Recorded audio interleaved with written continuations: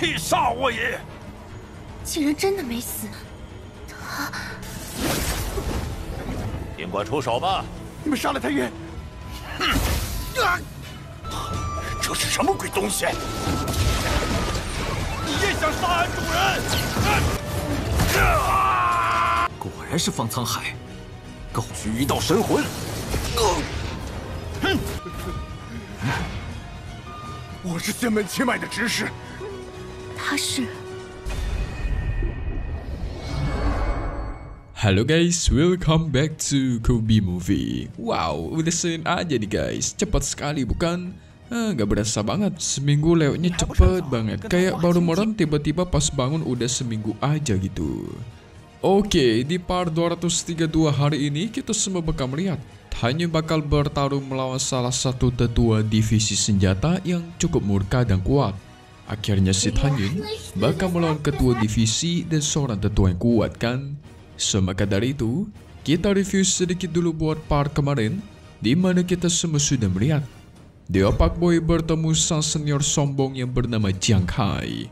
Katanya sih dia tingkatannya sudah tinggi ya, cucu langsung dari ketua divisi senjata. Pantesan dia sombong banget. Barulah setelah itu, Deo Pak Boy diberikan tantangan, diberikan free bebas 3 serangan guys. Kalau bisa membuat Jiang Kai beranjak kaki dari tempat dia berdiri, maka si Tan Yun otomatis menang. Tetapi kalau tidak bisa, maka Tan Yun harus memotong tangannya sendiri dan pergi dari sini. Dan hasilnya apa? Jiang Kai dipukul sekali langsung menghilang jadi debu guys. Mantap. Sombong sih jadi orang ya kan? Tentu teman-temannya Tan Yun jadi panik. Dia sudah menghabisi seorang cucu dari ketua divisi, pasti bakal jadi masalah besar nih. Tetapi Tan Yun tidak takut. Dia menyuruh semua teman-temannya untuk pergi dari sini dan biarkan dia sendirilah yang mengurus semua masalah. Sementara Tan Yun bakal tetap menetap di sini guys, menunggu kedatangan para tetua divisi senjata yang bakal balas dendam. Nah, dengan ini pun kita masuk ke intro ya guys. Hehehe.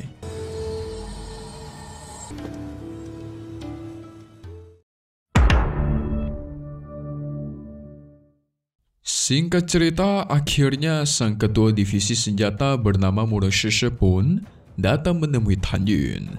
Tentu Muroshige kaget, ternyata fakta kalau Tan Yun masih hidup itu benar adanya.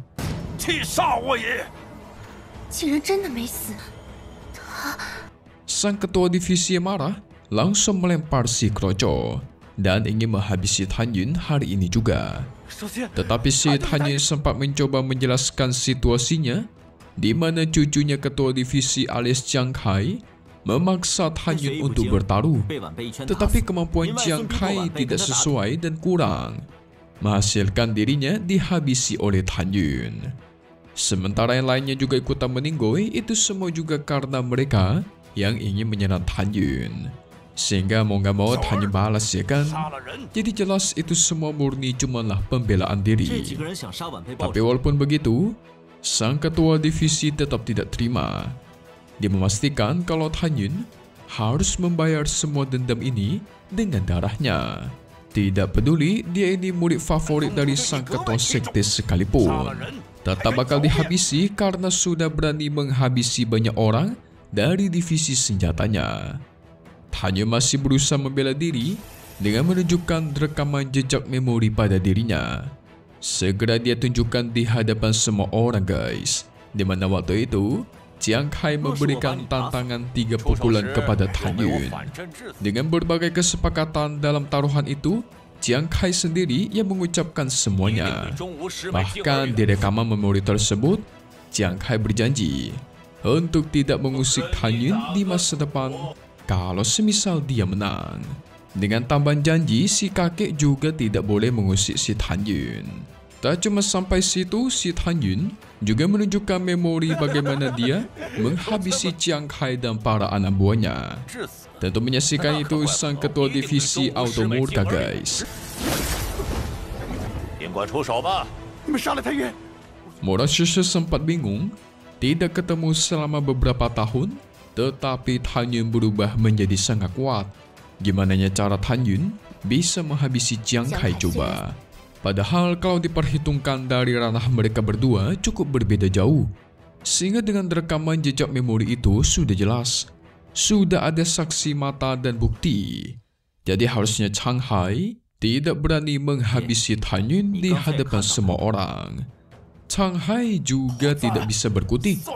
Dia marah sekali tetapi juga tidak bisa menghabisi Tan Yun. Sekarang gantian Tan Yun yang menagih janji.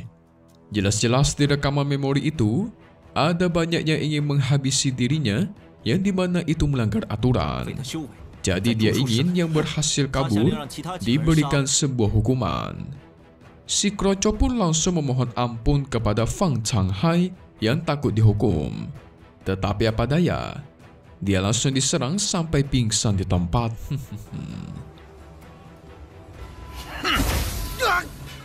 Barulah setelah itu, Chang Hai bersama yang lainnya pergi dari sana. Di satu sisi, Murong Shishi yakin gak lama lagi Tan Yun bakal mendapatkan masalah besar. Karena sekarang, dia menjadi incaran sang ketua divisi. Ya, minimal si Tan Yun jadi target utama lah untuk dihabisi oleh sang ketua. Wadidaw.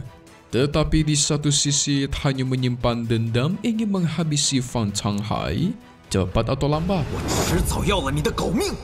Singkat cerita, mereka pun pergi menggunakan kapal terbang. Tetapi di tengah jalan, tiba-tiba langit berubah menjadi gelap dan dipenuhi oleh badai. Ternyata sudah muncul seorang master yang berada di alam pemurnian jiwa tingkat 1. Kuat banget ini. Dia datang ingin mencabut nyawanya Tan Yun. Segera serangan tapak raksasa pun dilancarkan dan tuar. Kara iblis dikeluarkan dari kantong penyimpanan, langsung menghancurkan tapak raksasa itu dengan mudah.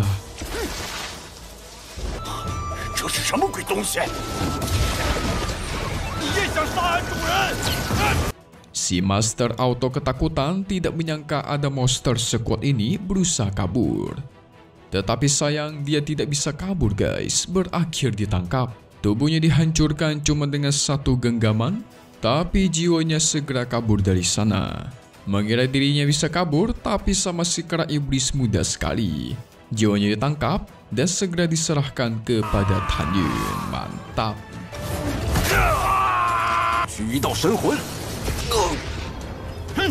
Tentu Tan Yun langsung bertanya, siapakah yang mengirimkannya ke sini dan siapakah dirinya?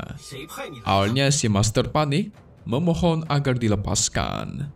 Mau tidak mau dia pun mengaku guys, kalau dia merupakan pengurus dari artefak senjata gerbang peri. Dan dia dikirimkan ke sini oleh sang ketua divisi langsung alias Fang Chang Hai untuk menghabisi Tan Yun.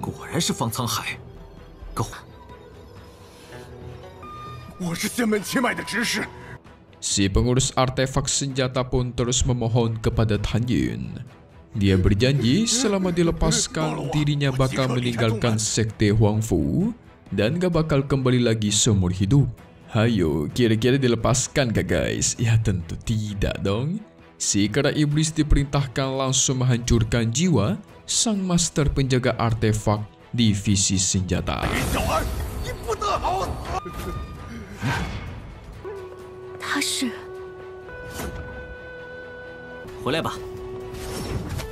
Untuk sekarang, Tan Yun bakal mengirimkan Jiang kembali ke divisi 5 jiwanya. Dia bakal membahas hal-hal lain di tengah perjalanan nanti. Singkat cerita, waktu terus berlalu, akhirnya mereka sampai ke divisi 5 jiwanya. Tetapi aneh, Jian seakan-akan diam tidak mau pergi. Jian mengaku tidak kenapa-napa, tetapi semua orang bisa melihat kalau dia itu ada apa-apa guys. Barulah setelah ditanya-tanya oleh Meng Yi, Jian mengaku dia tidak mau kembali ke sana.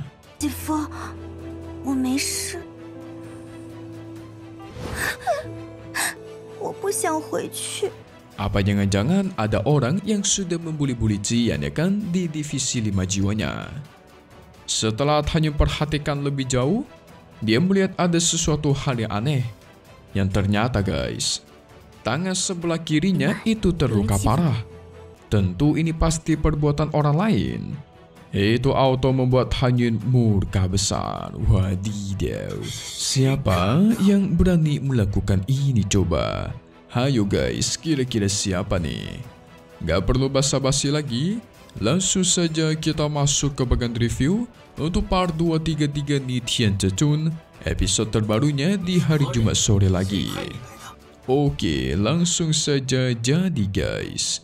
Nanti Han Yun bakal mencari-cari si ketua divisi 5 jiwa gerbang dalam alias gurunya Jian yang tapi sekarang sudah menjadi tetua ke-26.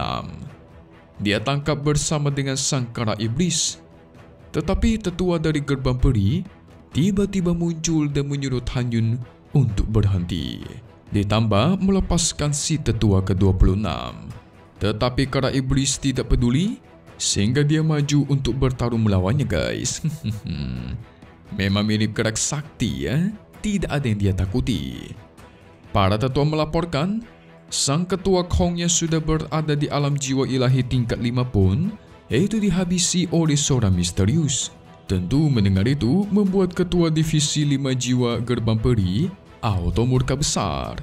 Dia menyuruh para tetua untuk mencari pelaku utamanya. Mereka nggak tahu guys kalau itu semua adalah perbuatan Han Yun. Mantap, sekarang lawannya Han Yun itu para tetua dan ketua divisi. Kalau kemarin-kemarin kan cuma murid doang ya kan? Kita tunggu lagi di part 233 episode 254 Ni Tian Zhechun yang bakal rilis lagi di hari Jumat ya guys. Tetapi satu hal yang pasti cuma di sini. Thank you buat kalian semua yang nonton dan selalu support channel Mimin.